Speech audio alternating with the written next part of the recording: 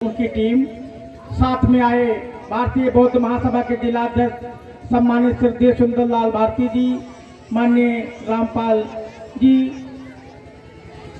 Advocate Harnandan Singh Gautam ji जो Bhim army प्रभारी बाराबंकी हैं और जनपद के कोने कोने हर गांव में तथागत बुद्ध बाबा साहब अम्बेडकर के मिशन को पहुंचाने का काम कर रहे हैं। साथ में आए हमारे स्टेशन मास्टर लाल बहादुर जी, जिनका भी एक अपना इतिहास है कि समाज के कार्यों में बहुत योगदान है। जनपद बाराबंकी का वो गांव वीर है जहां के वीरों में वीर लिखे जाते हैं।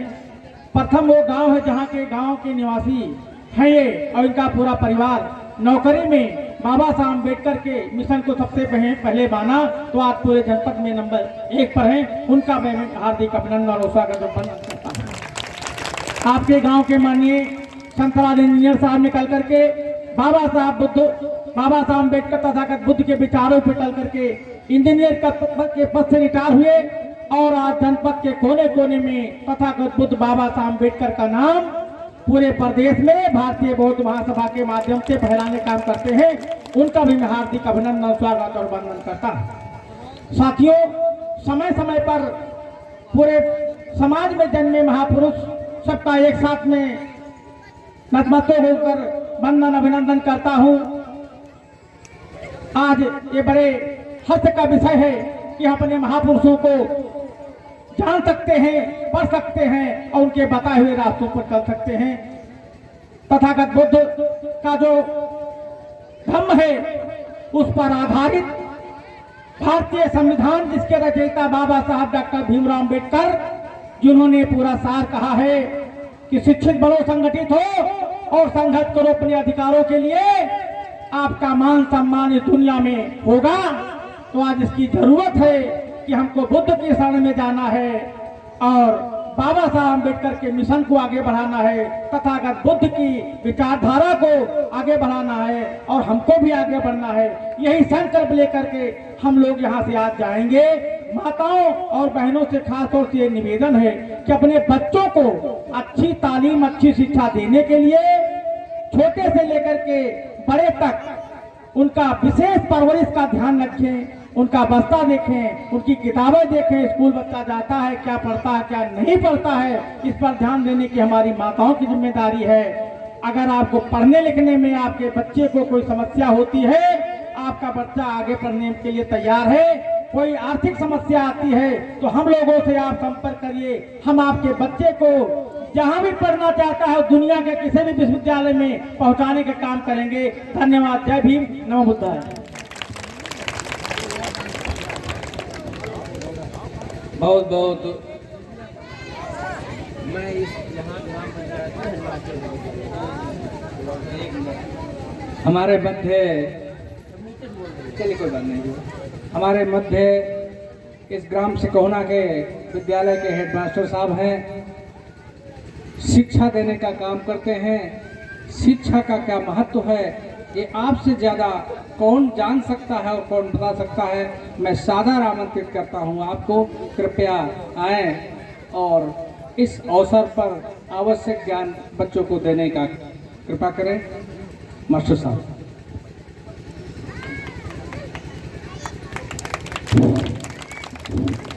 बहुत बहुत धन्यवाद है श्री संतलाल जी का, जो इस अवसर पर मुझे बोलने का अवसर दिया।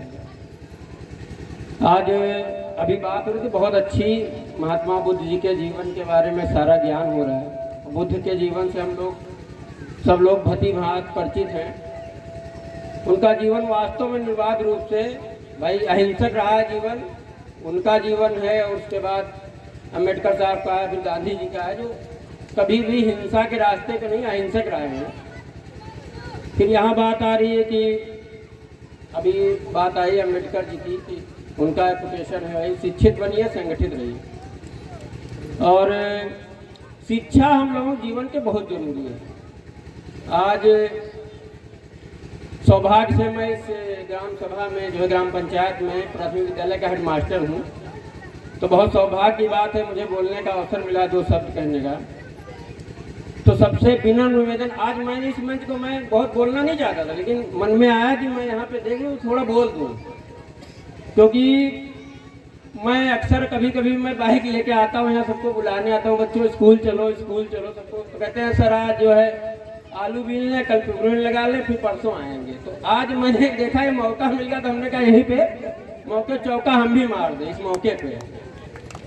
तो सबसे मतलब ऐसा नहीं कि मैं हेडमास्टर हूँ तो मैं कोई आदेशित कर रहा हूँ, ऐसा नहीं, विनम्र निवेदन है माताएं बहनें जो भी हमारे भाई, ये सब लोग समय निकालिए और बच्चे को भेजिए स्कूल। आज इस मौके पे मतलब हमारी कहने का हम और कोई बात नहीं कि इसमें क्या यहाँ भागवत कथा हो रही, क्या जीवन है सुधारना है, वो तो सबका सुधर जाएगा। जब आप पढ़ेंगे तो सबका जीवन अपने आप सुधर जाएगा, उसमें तो बहुत बड़ी बात है। शिक्षा ही सबसे बड़ी चीज़ है, जब शिक्षित हो जाएंगे तो सब चीज़ आप समझेंगे खुद ही। तो आज ये अवसर हमने तलाशा इसी में, तो सबसे निवेदन कर रहा हूँ कि जिसके भी घर में बच्चे पढ़ते हों यहाँ हमारे प्राथमिक विद्यालय सिकोहना में, तो सबसे विनम्र निवेदन है कि मुझे दोबारा बुलाना ना पड़े सबके घर पे, और सब लोग अपने बच्चों को घर स्कूल भेजिए नियमित रूप से। और आप भेजेंगे तो मुझे भी अच्छा लगेगा, आपके बच्चे पढ़ेंगे और शिक्षित होंगे तो समाज का उद्धार होगा, सबका कल्याण होगा। ये बहुत बहुत जरूरी चीज़ है। बस यही बात कहनी थी और बस ठीक है, यही ठीक है। सर ने ये बात बहुत इम्पोर्टेंट रखी है, सर जी के लिए आप लोग जोरदार तालियां बजाइएगा। ये कार्यक्रम सफल तभी होगा जब सभी बच्चे शिक्षित होंगे, और काम तो जीवन भर हम करेंगे, काम से कभी हम लोग फुर्सत पाएंगे ही नहीं। ये काम कभी भी हम कर सकते हैं लेकिन शिक्षा प्राप्त कभी भी नहीं कर सकते हैं। ये शिक्षा प्राप्त करने का कोई अवसर होता है, कोई समय होता है। आप लोग अपने अपने बच्चों को काम कम करवाइए लेकिन स्कूल जरूर भेजिएगा, ये मेरा भी आप लोगों से हाथ जोड़कर विनम्र निवेदन है। तो बहुत बहुत साधुवाद आदरणीय मास्टर साहब। अब इसी श्रृंखला में मैं सादर आमंत्रित करता हूँ श्रद्धेय रामपाल जी को, कृपया आए और इस अवसर पर अपनी बात कहने की कृपा करें। श्रद्धेय रामपाल।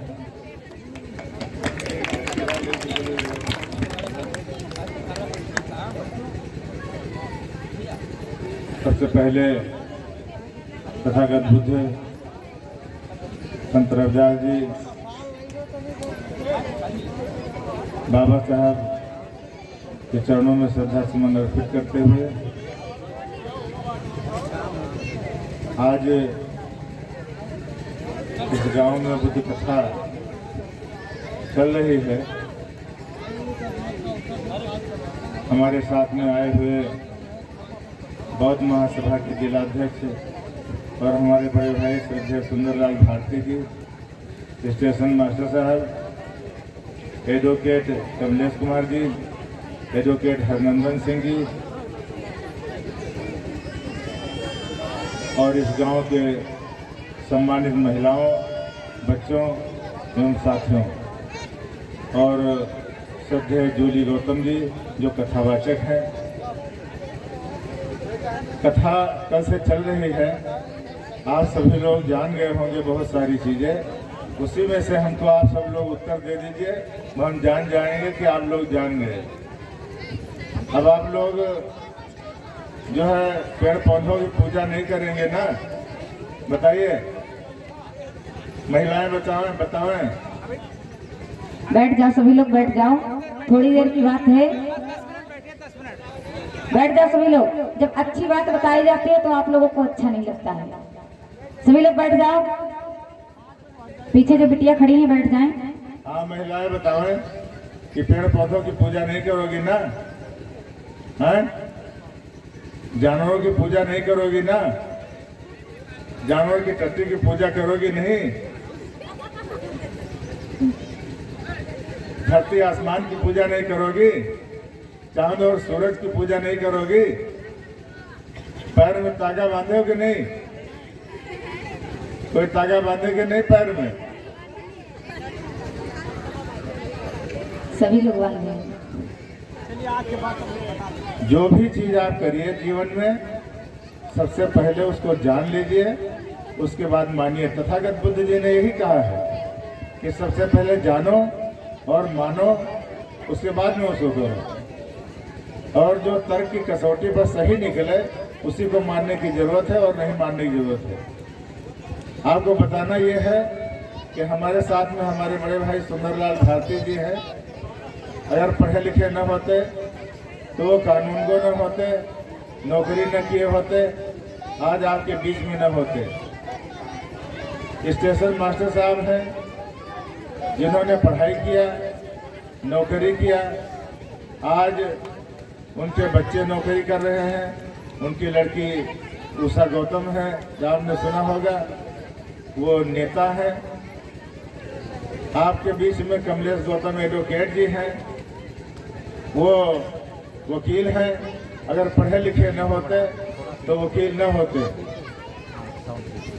आज जो आपके गांव के श्रद्धेय इंजीनियर साहब हैं, इंजीनियर संतलाल जी, अगर आज पढ़े लिखे न होते तो ये BSNL में SDO न होते और SDO होकर के आज रिटायर न होते। और इतना पढ़े लिखे अगर न होते तो आज इनके बच्चे न पढ़े लिखे होते, और बच्चे पढ़े लिखे होने के नाते आज सभी बच्चे नौकरी में हैं। आज हमारे बड़े भाई के बच्चे सभी लोग नौकरी में हैं, और स्टेशन मास्टर साहब के भी बच्चा है, वो भी नौकरी में है। इसलिए बाबा साहब डॉक्टर अम्बेडकर ने दुनिया में सबसे बड़े विद्वान बने। उन्होंने पढ़ाई किया, यहाँ से लेकर के विदेश तक पढ़ा, और इतनी पढ़ाई किया उनको ये मालूम हुआ कि इस देश का संविधान लिखना चाहिए, और उन्होंने इस देश का संविधान लिखा। आपकी लड़ाई तो लड़ी ही, समाज की लड़ाई लड़ी, पढ़ाई लिखाई किया, और उसके बाद देश का संविधान लिखा। संविधान लिखा ही नहीं बल्कि उससे आपको अधिकार भी दिला दिया। अगर आज बाबा साहब डॉक्टर अम्बेडकर पढ़े लिखे न होते तो आज हम सब लोग नौकरी न पाते, हमारे बच्चे नौकरी न पाते, आपको पढ़ने लिखने को न मिलता। आप जो आज कपड़े पहन रहे हैं, किसी जमाने में राजा महाराजा की जो महिलाएं होती थी वो इस तरह के कपड़े नहीं पहनती थी। आज जो अंग्रेजों के जो वाइसराय हुआ करते हैं जो कपड़ा पहनते थे, आज हमारे यहाँ बैंड बाजा वाले पहनते हैं। आपने देखा कि नहीं देखा?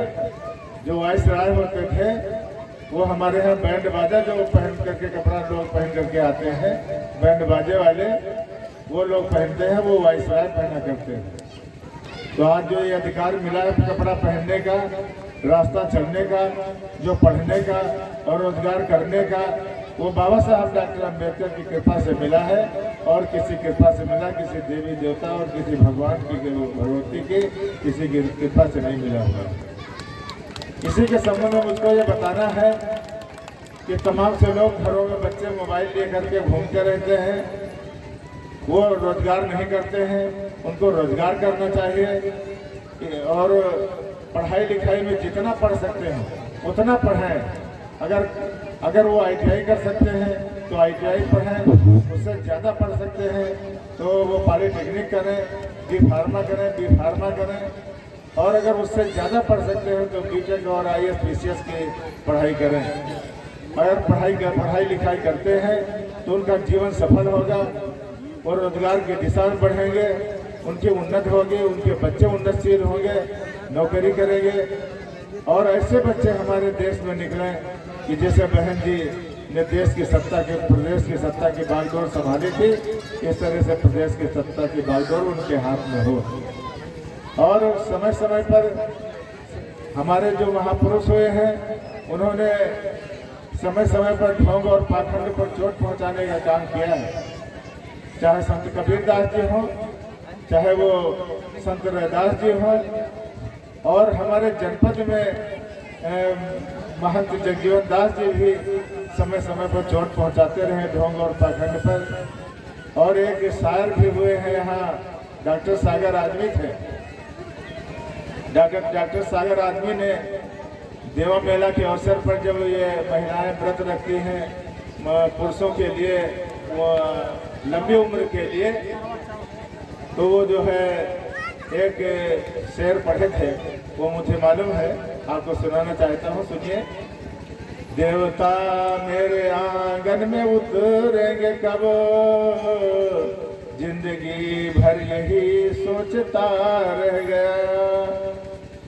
देवता मेरे आंगन में उतरेंगे कब, जिंदगी भर यही सोचता रह गया।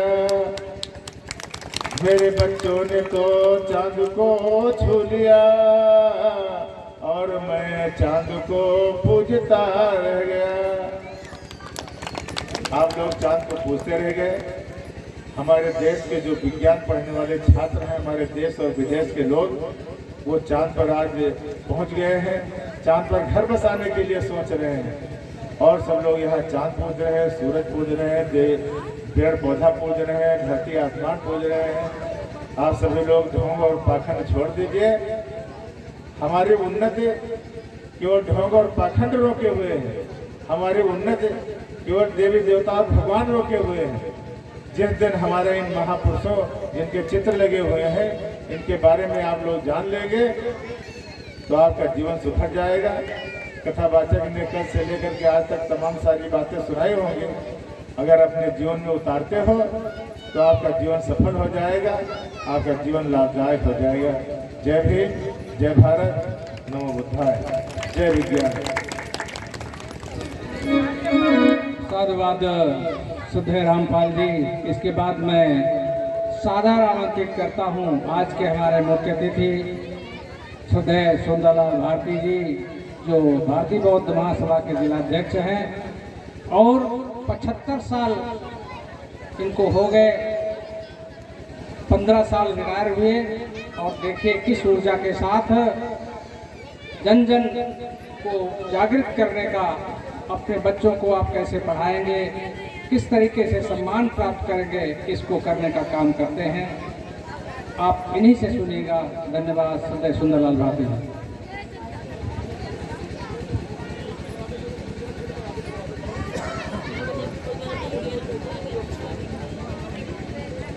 इस ग्राम की पावन धरती पर आज जो बुद्ध कथा हो रही है, ये धरती पवित्र हो गई है। इस गांव के लोग पवित्र हो गए हैं। इस गांव में ज्ञान का संचार हो गया है। इसलिए मैं सबसे इस गांव की पावन धरती को नमन करता हूं और आप सबको नमन करता हूं। आप सब में वो खुदा का नूर है, वो ईश्वर का अंश है, वो शक्ति है जिसकी वजह से आप यहाँ बैठे हैं, चलते हैं, फिरते हैं और उच्च कोटि का ज्ञान हासिल करते हैं। इसलिए यहाँ के आयोजकों को विशेष रूप से मैं साधुवाद देता हूँ। आप सब लोगों को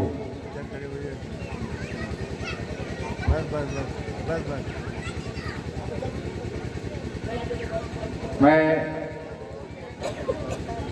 सबसे पहले पूरी दुनिया को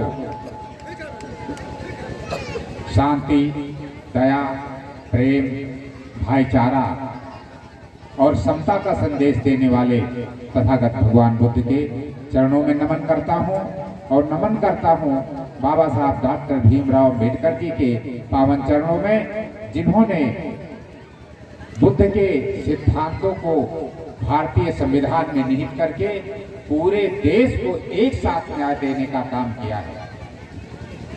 नमन करता हूँ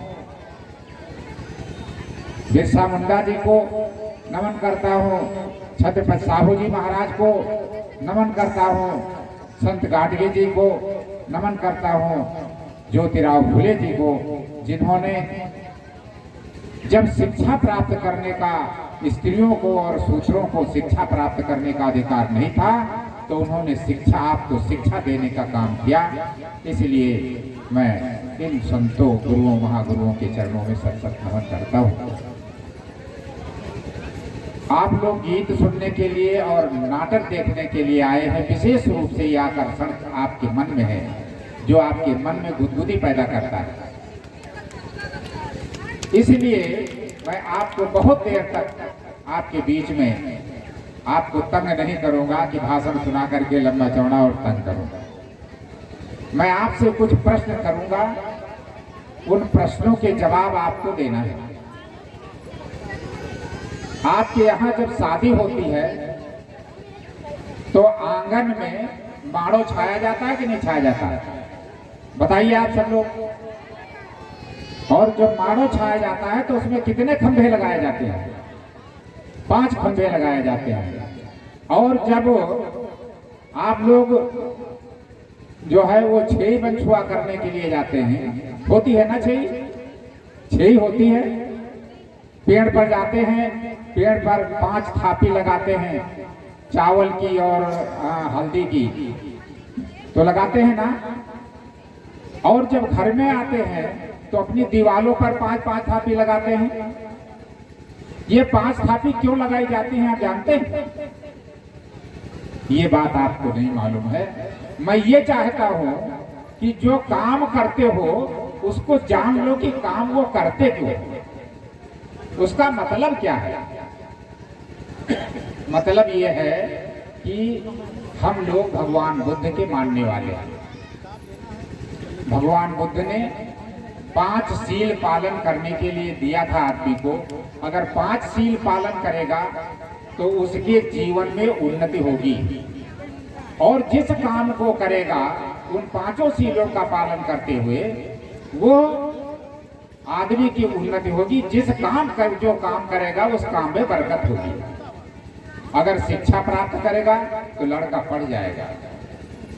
अगर आप खेती करते हैं तो अच्छी खेती कर पाएंगे। अगर आप रोजगार करते हैं तो अच्छा रोजगार कर पाएंगे। इसलिए 5 सील का पालन करना है। 5 सील वो है क्या?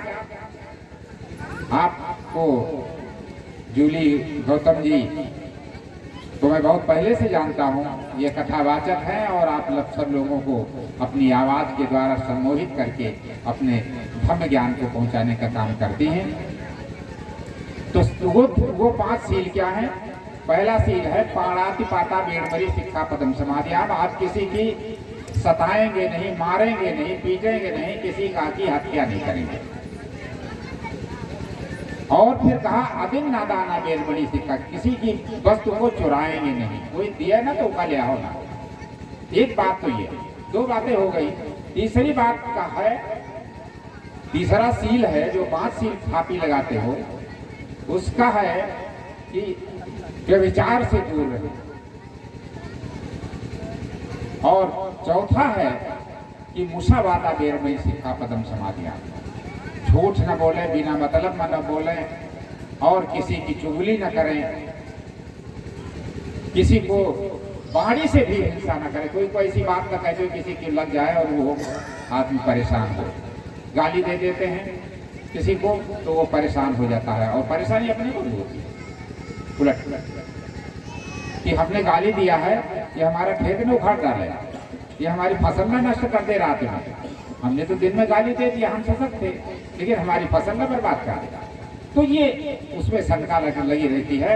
और 5वां सील जो तथागत भगवान बुद्ध ने कहा वो है सुरा मेरे मध्य पमादक खाना भेद शिक्षा पता, शराब और नशीली वस्तुओं का प्रयोग न करें। ये संकल्प है 5 थापी लगाने का। और जब वहाँ आप लोग जाते हैं तो जो आदमी माड़ो 5 आदमी मिलकर छाते हैं उनके भी 5-5 एक थापी लगाई जाती है पीठ। तो ये 5 सीलों का याद दिलाया जाता है कि 5 सील याद रखना, ये काम न करना। बाबा साहब डॉक्टर अम्बेडकर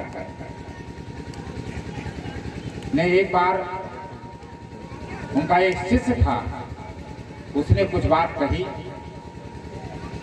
कि बाबा साहब आपको लोग बहुत सम्मान करते हैं और डरते भी हैं। तो बाबा साहब अम्बेडकर ने कहा था कि लोग मुझसे इसलिए नहीं डरते हैं कि दुनिया का सबसे बड़ा विद्वान हूं। लोग मुझसे इसलिए डरते हैं कि मैं चरित्रवान हूं। चरित्र जिसका ऊंचा होता है वो व्यक्ति कोई भी दुनिया में काम कर सकता है, उसको कोई मना नहीं कर सकता और कोई उसको रोक नहीं सकता। हम आपको बताने आए हैं कि आप हिंदू नहीं हैं। हिंदू का मतलब जानते हो? सब लोग हिंदू हैं कि नहीं भाई? जरा हाथ उठाओ, जाने हम यहाँ कितने लोग हिंदू हैं? हाथ उठाइए कितने लोग हिंदू हो। तुम हिंदू हो। और भाई कोई उधर पीछे कोई हिंदू है? आप हाथ नीचे करिए। हिंदू किसी भी धर्म ग्रंथ का शब्द नहीं है, किसी भी धर्म ग्रंथ में हिंदू शब्द लिखे नहीं। और हिंदू अच्छा था नाम इसका नहीं है, ये विदेशी भाषा का शब्द है। इसका मतलब है चोर, लुच्चा, लफंगा, नालायक और नीच, हारा हुआ नालायक आदमी। हिंदू शब्द का ये मतलब होता है। जिन लोगों ने हमको हिंदू बनाया, जिन लोगों ने राम को बनाया, 1 मिनट में हम अपनी बात खत्म करेंगे, 1 मिनट केवल मेरी बात आप सुने। उन लोगों ने अपने बच्चों का नाम रखा तो अपने जो है कहा ये त्रिवेदी, ज्ञानालोक त्रिवेदी, द्विवेद के मालिक है, चतुर्वेदी, 4 वेदों का ज्ञान है। अपने नाम में राम शब्द नहीं लगाया उन लोगों ने। जिन लोगों ने ये धर्म बनाया कि ये राम है, वो राम अपने नाम में नहीं लगाया। और जो इसमें वर्ण 4 होते हैं, ब्राह्मण, क्षत्रिय और वैश्य। ब्राह्मण, क्षत्रिय, ब्राह्मण में जो है वो नाम ज्ञान सूचक लगाया गया, बनाया गया। क्षत्रियों में बहादुरी का और वैश्यों में धन का, धन संबंधी उनका नाम है। और जितने सूत्र हैं उसमें 2 तरह के सूत्र हैं। एक तो सूत्र हैं जो बड़े लोगों के यहाँ बर्तन छू सकते हैं, आ जा सकते हैं, और एक सूत्र हैं जो अछूत कहलाते हैं। इनमें क्या हुआ कि राम पहले लगता है, जो लोग अंदर जा सकते हैं, और जो लोग बाहर रहते हैं उनमें जो है वो राम बाद में लगता है। जैसे राम लखन, राम नारायण, कृष्ण बिहारी उनके नाम में, और हमारे नाम में रामपाल और रामचंद्र, हमारे नाम में राम लगा। लेकिन जिन लोगों ने ये धर्म बनाया, जिन लोगों ने राम को बनाया, उन लोगों ने एक काल्पनिक राम बनाया। इसीलिए अपने नाम में उन्होंने राम शब्द नहीं लगाया। क्यों? हमको अपने ज्ञान से भटकाने के लिए। और जब बनाया तो राम काल्पनिक इसलिए है कि लिखा है कि भय प्रकट कृपाला, दीन दयाला, कौशल्या हितकारी। प्रकट हुए राम, पैदा नहीं हुए, प्रकट हुए। तो जो प्रकट हुआ वो ये उसकी एक कहानी लिखी गई और उसमें राम बनाया और हमको राम की पूजा करने के लिए बता दिया। लेकिन कोई भी बताइए कि हम अपने नाम में राम लगाते हैं, लेकिन किसी मंदिर का पुजारी राम का नाम लगाने वाला व्यक्ति क्या है? बड़े बड़े मंदिर हैं, उनका कोई पुजारी चमार, पासी, कुर्मी, अहिर क्या है पुजारी? वो पुजारी नहीं है। क्यों नहीं है? क्योंकि उसके राम है ही नहीं है। वो दूर से केवल पैसा चढ़ा सकता है। तुम पैदा करो गेहूं, वहां तक चढ़ाओ, तुम पैसा पैदा करो वहां चढ़ाओ, चढ़ाए तो वही हो, लेकिन आपको जो है वहाँ पूजा करने का अधिकार नहीं है। इसीलिए तमाम आप लोगों ने, अब तो मोबाइल चल गया है, जहाँ लोग मंदिर में घुसते हैं शूद्र और मारे पीटे जाते हैं, कुछ तो इतने मारे गए कि मर गए, और कुछ लोग मारे गए, बेहोश हो गए, अस्पताल में भर्ती हुए। तो ये राम आपके नहीं है, वहाँ आप क्यों जाते हो?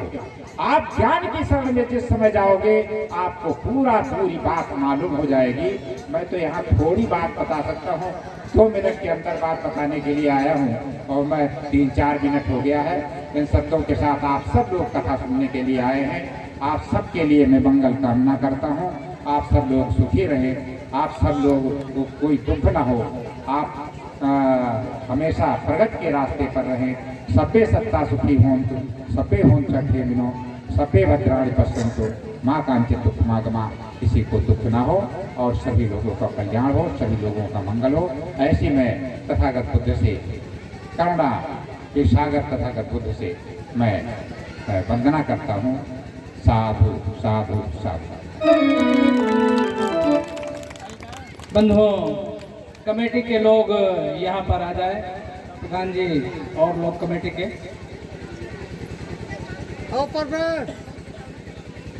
आ जाइए। हमारे बौद्ध महासभा के अध्यक्ष जी